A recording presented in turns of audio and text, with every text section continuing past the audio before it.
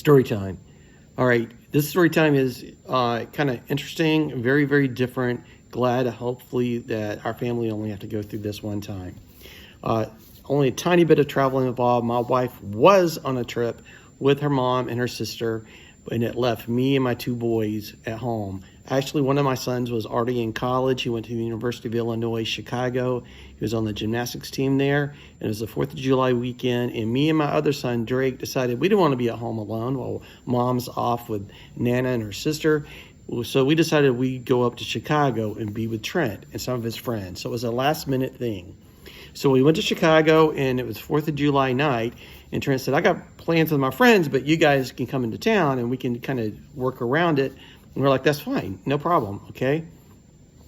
So we were at his condo, sleeping on the floor, and I had my phone turned off. And I had 47 missed messages when I woke up that morning, and they're all from one of his other good friends.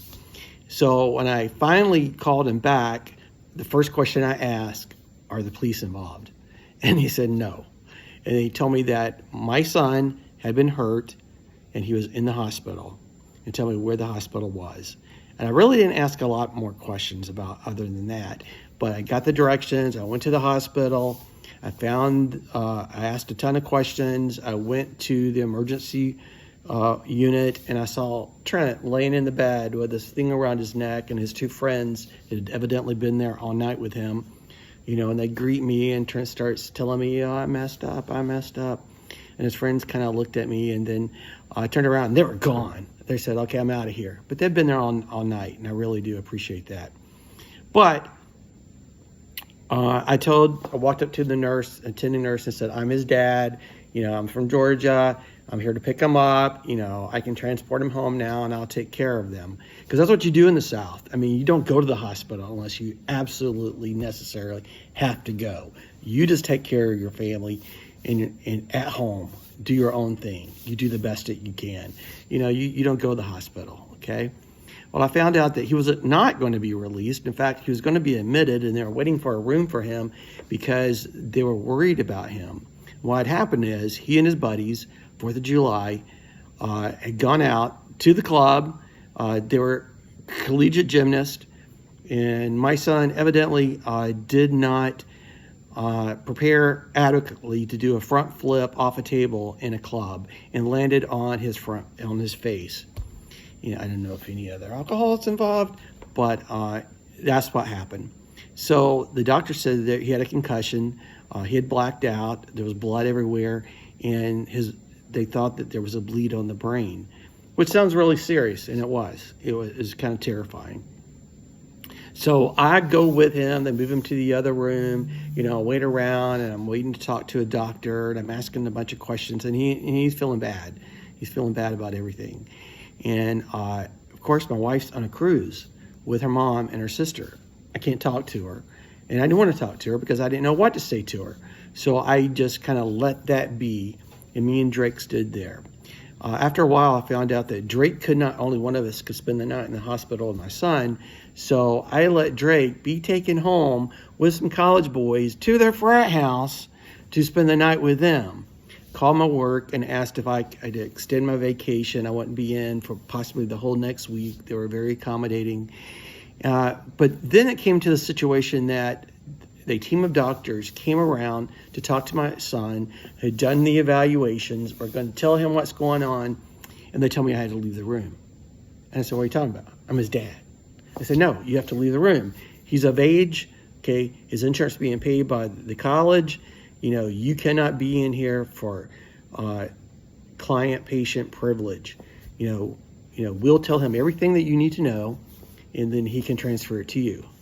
And I wasn't too very nice about it, but I went and stood out in the hallway and paced the hallway while this team of doctors were in there. Then the head doctor came out, introduced himself, and he was really nice. And he said, this is the other doctor that's going to be in charge of your son while he's here. And it was some dude who looked like he'd right off GQ magazine.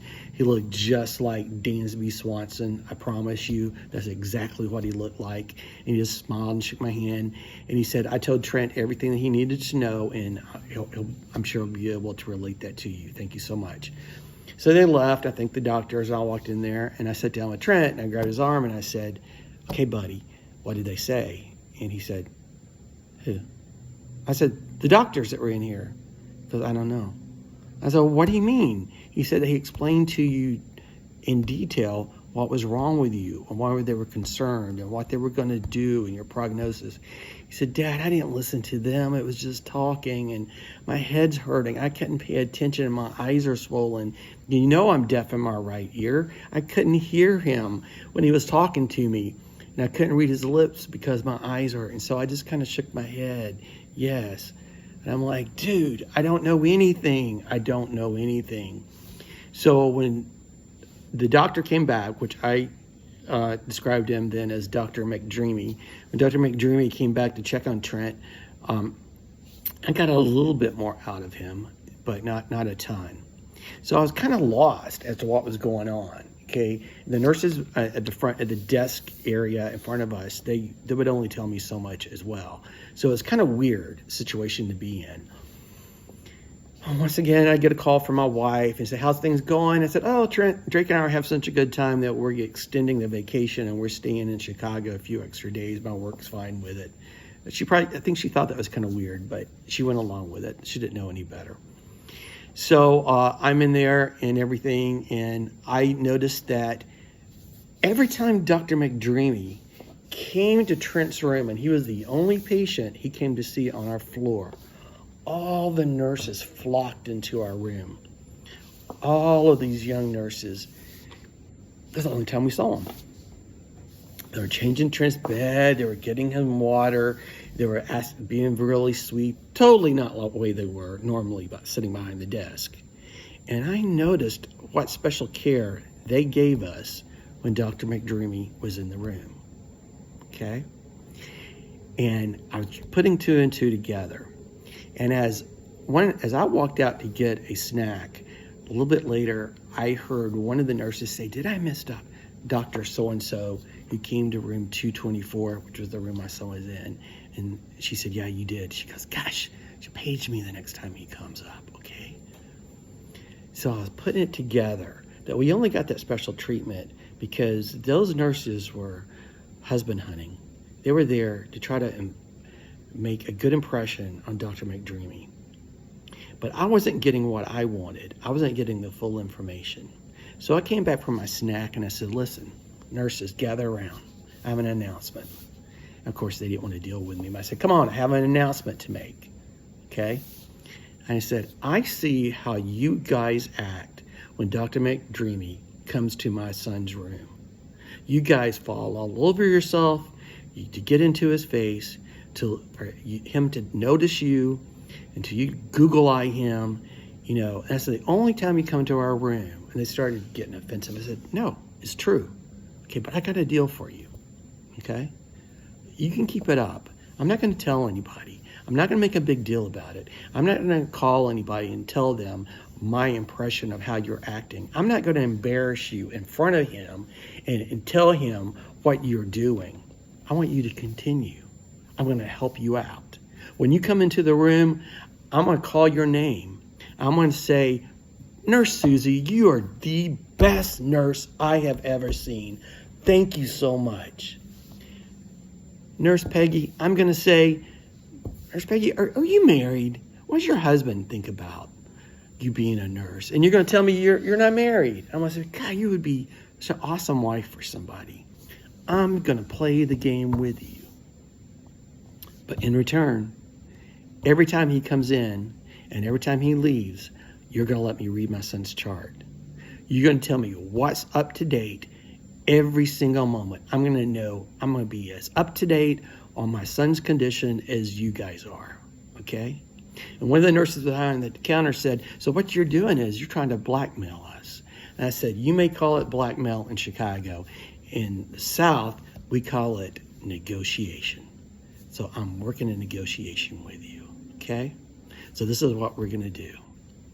And they went for it. I promise you, I sat behind the counter. They explained every single thing in my son's chart. And every time those nurses came into the room, I talked them up like they were a group of Miss America contestants, that they were awesome. I don't know what happened to Dr. McDreamy after we left. I went online that he became one of the most desired bachelors in the Chicagoland area.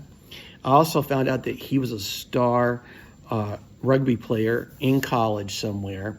So I know, hopefully, he married one of those nurses in that office. All right, but that's my story, and I'm sticking to it.